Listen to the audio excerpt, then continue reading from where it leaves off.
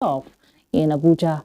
The exercise is aimed at keeping its personnel mentally and emotionally sound for rapid response during operations.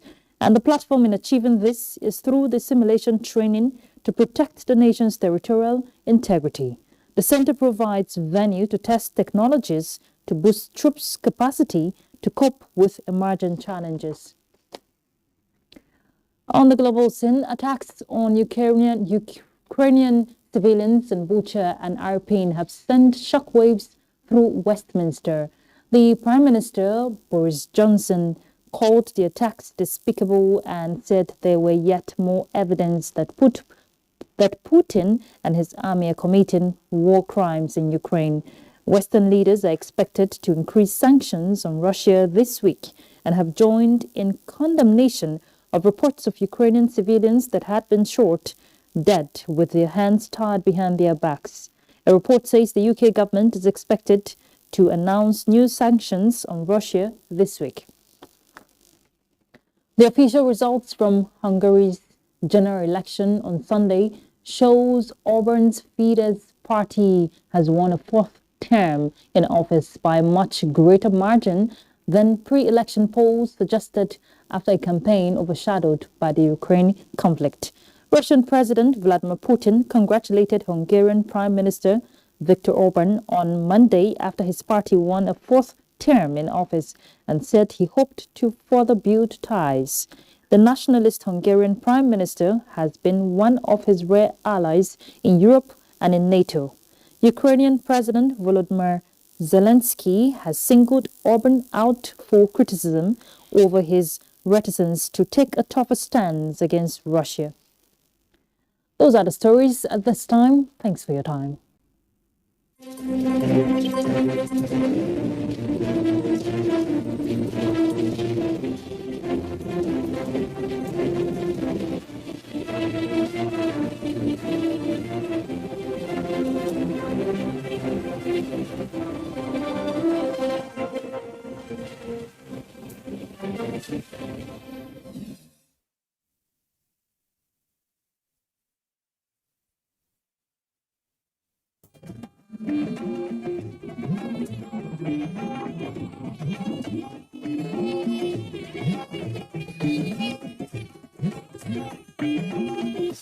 This is the network service of the NDA.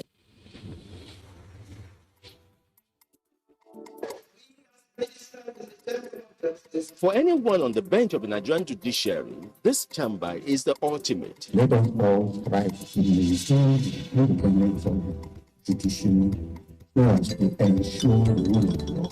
And the fact that the ministry is responsible for prosecution of cases makes the ministry very visible naturally.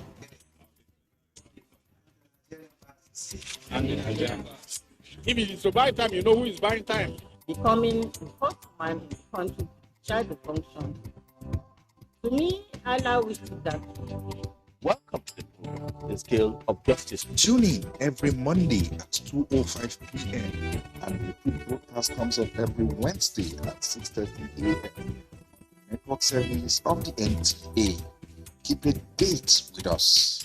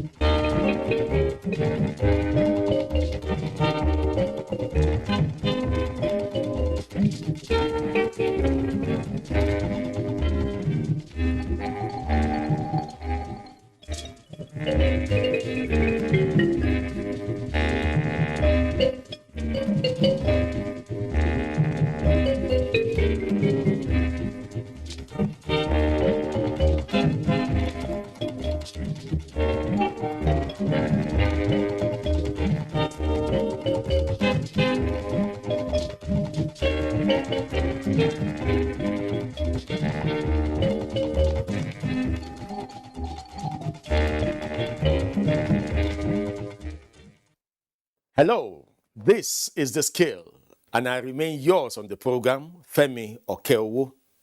This week, we're going to pay some attention to that judicial system that brings together the whole of the West African sub-region as a judicial entity, and we'll see how it impacts on the individual judicial system of each of the countries.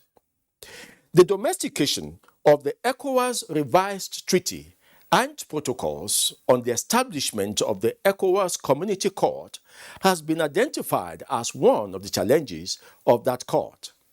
Stakeholders in the judicial sector of the West African sub-region made this submission at one of the Community Court's external sessions in Accra, Ghana.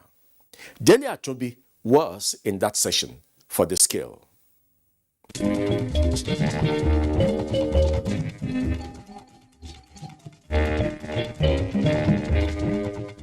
The ECOWAS Community Court is a sub-regional court established by the ECOWAS Protocol in 1991, with the judges of the court being sworn in 10 years after. The court has jurisdiction over 4 matters relating to economic integration in the West African sub-region, including fundamental rights. The headquarters of the court is situated in Abuja, Nigeria.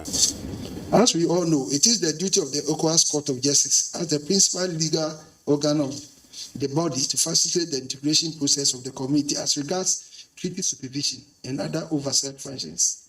In particular, the court is to ensure the observance of law and justice in the interpretation and application of the treaty, protocols and conventions annexed thereto, with the sole responsibility of settling disputes that may arise between member states and institutions of the community.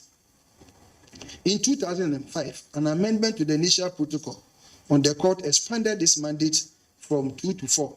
Currently, the court acts as a community court, an administrative tribunal for ECOWAS community officials, a human rights court, and finally as an arbitration tribunal. We are happy to observe that the ECOWAS Court of Justice has indeed discharged its human rights mandate with distinction and has established a bold, authoritative, and globally acclaimed human rights mechanism. Let me use this opportunity to congratulate the court on the receipt of the Columbia Global Freedom of Expression Prize for 2022, which was recently conferred on it by the Columbia University. The combined effect of Article 22(3) of the protocol and Article 24(2) and 3 of the supplementary protocol. This ought to be done by the enactment and dissemination of some legislative and statutory texts as are required for execution of judgment in order not to render decisions of the court nugatory. As part of its mandate, the court holds external sections. The external section of the court is aimed at ensuring speedy dispensation of justice. With the opening of the 11th session, identified the challenges confronting the community court. Article 26(2) of the Protocol on the Court empowers the court to leave its base in Abuja to sit in the territory of any other member state where the facts and circumstances of the case so warrants. By coming to Accra, the court is giving Ghanaians the opportunity to observe the court in session and to learn about its practices and procedures. In addition to the legal significance of the external court session, it also serves as an outreach program to sensitize community citizens about the workings of the court. On behalf of the Authority of Heads of State and Government of ECOWAS, of which I have the honor to be its current chair and as President of the Republic of Ghana, I commend the court for the work it is doing in the discharge of its various mandates, particularly its human rights mandate. I also congratulate the court for the recent award it has received, the Columbia Global Freedom of Expression Prize for 2022.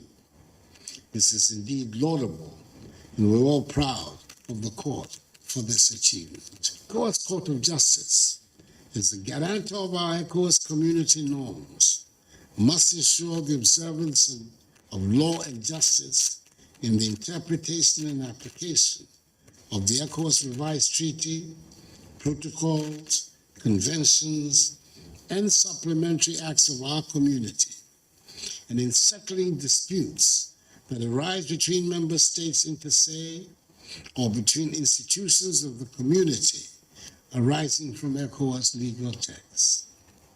It goes without saying that the court has a strategic role to play in the integration process of ECOWAS. In addition to its contentious and advisory jurisdictions, as clearly spelled out in the protocol on the court, the authority of heads of state and government is empowered under Article 9.7 of the protocol of the court as amended to grant the court the power to adjudicate on any specific dispute that it may refer to the court other than those specified in the protocol. The court must thus be ready at all times to assume additional responsibilities. I'm, however, aware of the concerns of many stakeholders regarding the reduction of the number of judges of the court from 7, as provided for in its initial protocol, to the current number of 5. I believe that it will be appropriate to have a second look at the decision in order to review the merits of restoring the composition of the court to 7 members. It is in the interest of our community that the court is strengthened to provide the enabling legal environment for the integration of our region. We must refocus the judicial mandates of the court on the integration process. Although ECOWAS has recorded a lot of achievements since its establishment in 1975, the time for us to focus on the establishment of a community legal order and the harmonization of the legal and judicial systems of the member states. National sovereignties should not be an impediment to the realization of our community objectives. All that is needed is a necessary political will. Despite the best efforts of the ECOWAS Court of Justice to deliver on its mandates, it is constrained by the poor rate of enforcement of its judgments, which presently stands at some 13%. Unless member states comply with the judgments of the court, it will be difficult to build public confidence in the court. I appeal to all member states to ensure that they comply with their treaty obligations by observing and obeying the judgments of the court. All member states that are yet to appoint their competent national authorities for the enforcement of the judgments of the court are respectfully urged to do so without further delay. We deem it unacceptable for some member states to essentially decide as to which ruling or decision of the court they would comply with and enforce.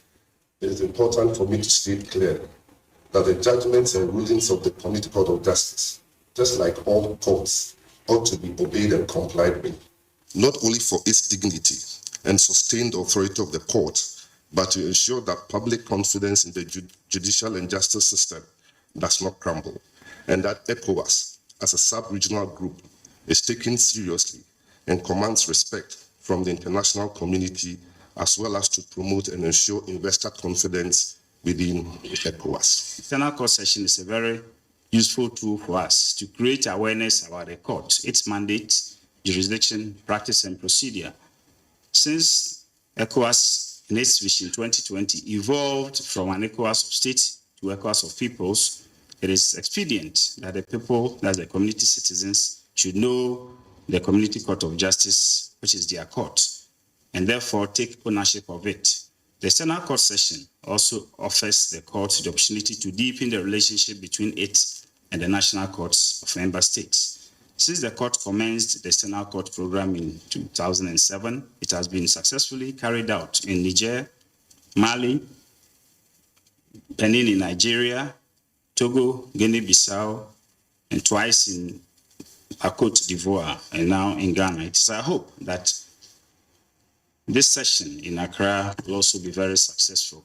Your Excellencies, I wish to strongly emphasize that the ECOWAS Court of Justice is not an appellate court over the national courts of member states, as already said by the Chief Justice. Although we exercise concurrent jurisdiction of the national courts in respect of human rights. We only entertain complaints of human rights violations that pertain to the international and community obligations of member states under the international human rights instruments that have been signed by those member states. It is believed that the ECOWAS Community Court, through its interventions, will aid regional integration within the West African sub-region.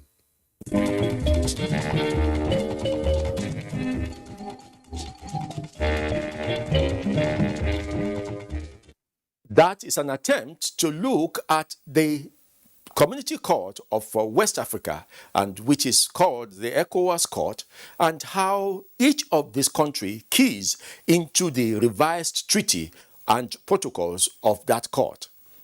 We will continue to look at other sub-regional treaties and how Nigeria particularly benefits from those treaties and how they are implemented. On the next session of our program, we continue our search for a consensus opinion as to how the newly signed Electoral Act will affect our fortunes as a democratic country. We have continued to speak to lawyers and see how the items of the Electoral Act will impact positively on our election system. And one major thing that most of them seem to agree on is that, yes, while the laws are very necessary, it is also important to have the right attitude to implementation of those laws. So let's hear some more opinions.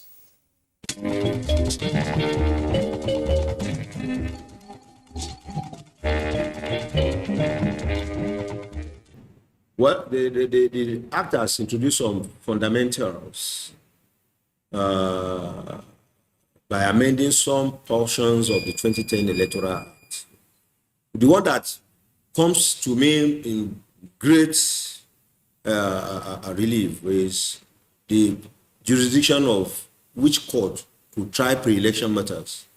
Hitherto, under the 2010 Act, the State High Court, FCT High Court, Federal High Court were invested with jurisdiction to try pre-election matters. Yeah. But this time around, it's only the Federal High Court that has been nominated and given that power. Well, I think it has its own drawback because, yes, granted that Federal High Court is present in every state of the Federation, but given the volume and numbers of pre-election matters, I believe that Federal High Court may become overwhelmed in some states where you have just one judge or two judges.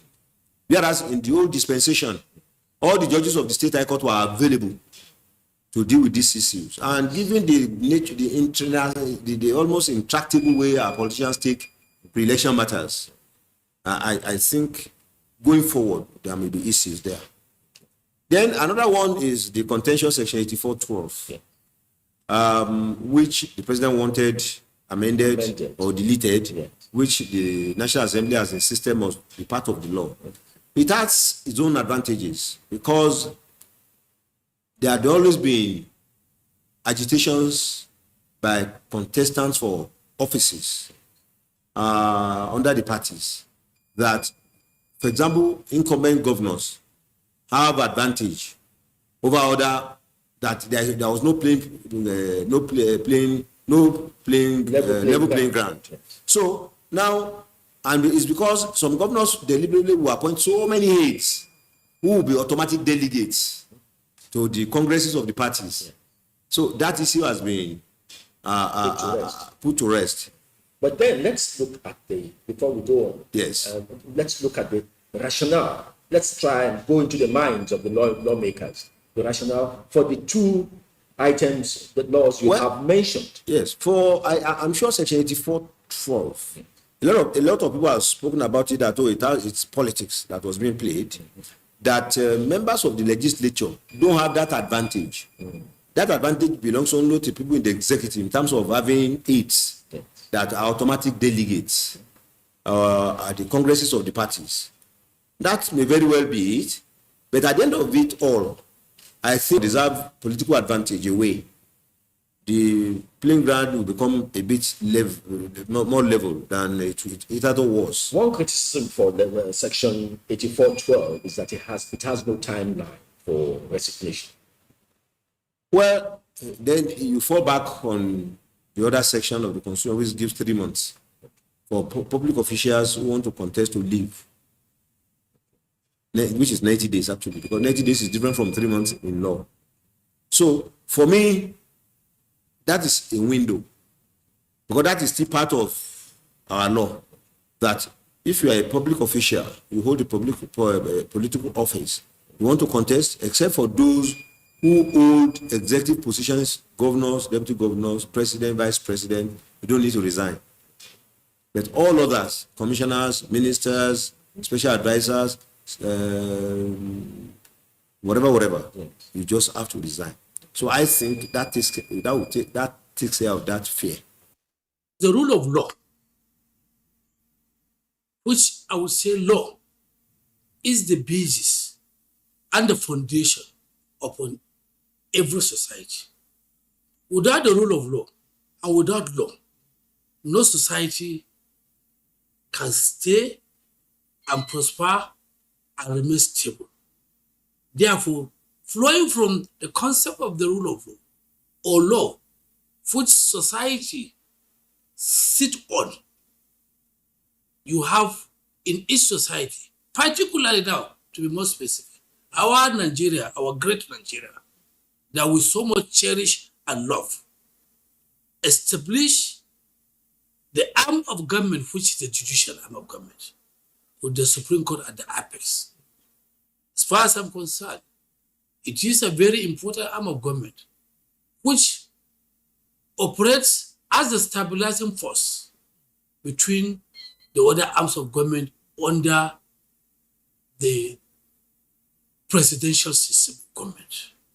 Even in the parliamentary system of government, which we operated on independence up to the military interruption in 1967, before we brought in the presidential system in 1999, there was a judiciary, which is a separate arm, while the executive and the legislatures were fused in one. So that is a very important argument, and the judiciary has fared so well as far as I'm concerned.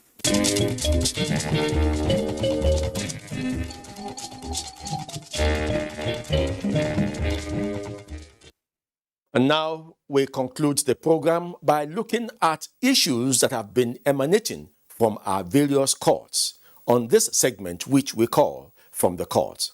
Amarachuku Omenka is our guide.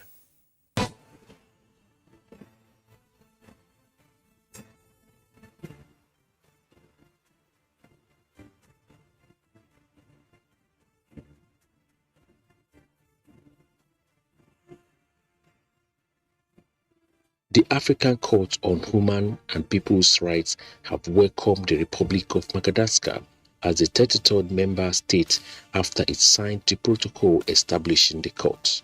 In a statement by Registrar Dr. Albert Eno, the court said the movement is an excellent development. We have congratulated Madagascar to make the special declaration under Article 346 to allow individuals and NGOs to access the courts directly. Also, in the remark, the President of African Court, Lady Justice Inan Dauda Abu, reminded the states which have not ratified the protocol have made special declaration to do so. States that have deposited the declaration so far are 8, and they are Burkina Faso, Gambia, Ghana, Guinea-Bissau, Malawi, Mali, and Tunisia. The African Court was set up in June 9, 1999 in Burkina Faso and came into force on January 25, 2004. The court is composed of 11 judges who are nationals of member states of the African Union elected in their individual capacity. The Federal High Court in Lagos has fixed May 18, 2022 for hearing of all pending applications in and the commencement of trial in the suit filed by Access Bank PLC against the administrators of the late estate business mogul Chief Sonny Odogu and other companies over an alleged 50 billion debts. The trial judge, Justice Daniel Emeka Osibo fixed the date after Access Bank PLC Counsel, Mr. Oluwakemi Balogun-San, informed the court that he was just being served with the counter affidavits to his client originating summons and Marvel injunction by the counsel to respondents in the suit. Mr. E. Akpan, counsel to respondents, admitted serving Access Bank PLC counsel late with the said counter affidavits, but pleaded with the court that the situation that caused such was beyond his habits and such would not happen again. Following the brief argument of counsels, Justice Daniel Osigo adjourned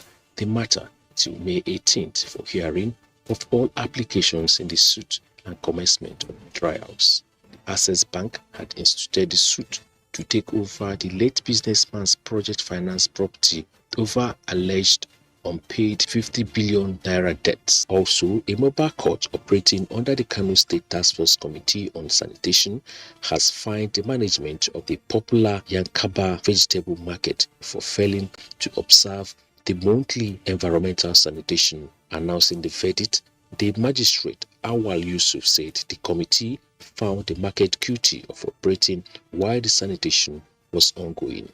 Earlier, after pleading guilty to the charges, representative of the chairman of the market, Omar Ibrahim, prayed for leniency. The chairman of the task force and the commissioner for environment, Dr. Kabiru Ibrahim Gesto, urged residents to support the effort of government in ensuring a cleaner and a healthier environment in the state.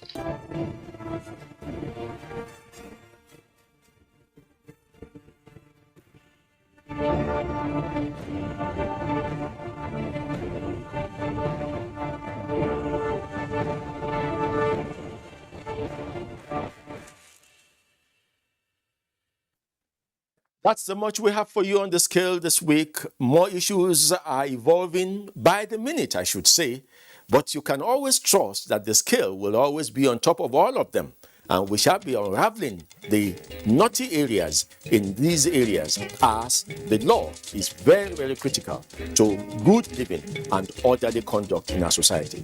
We'll see you again.